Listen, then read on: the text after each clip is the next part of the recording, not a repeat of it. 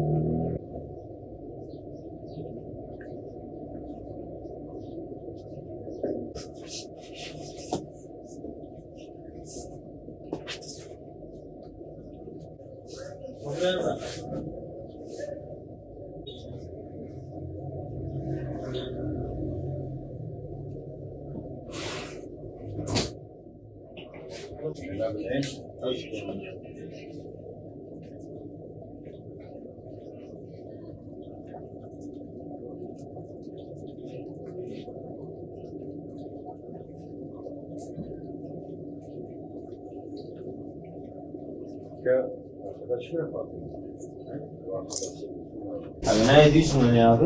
700. Bana dedi ki 500 lira.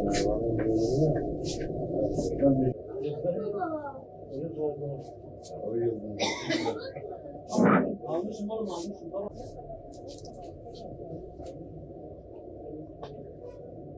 Bölge geneli yaz sıcaklarının gelmesiyle artık havuz sezonu açmış bulunmaktayız. Çocuklardan yetişkinlere herkese göre havuz çeşitleri mevcuttur. 70 santimden 3 metreye kadar havuzlar mevcut.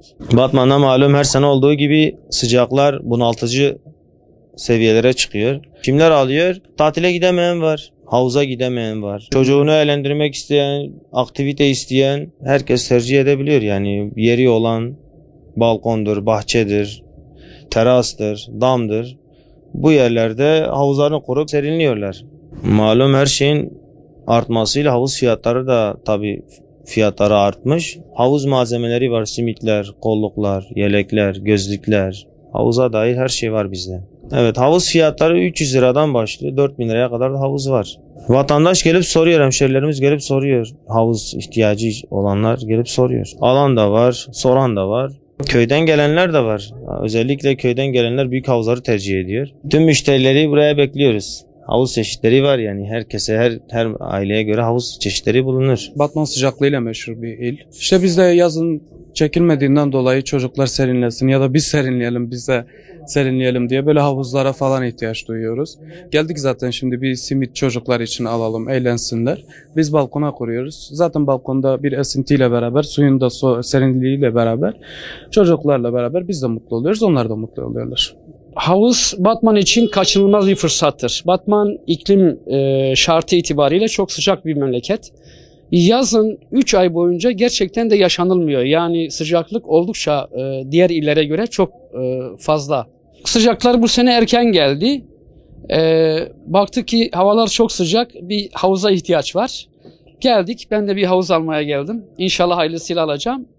Burada her türlü havuzlar da var maşallah, her renkten. Tabii çocuklar için alıyoruz bunu. Çocuklar yani evde serinlemek için bir nevi suya girip çıksınlar. Bu amaçla kullansınlar. Balkon için 2 kişilik havuz. Bu şekilde yani bir nebzecik de olsa en azından biraz işi görüyor yani. İhtiyacımızı karşılıyor.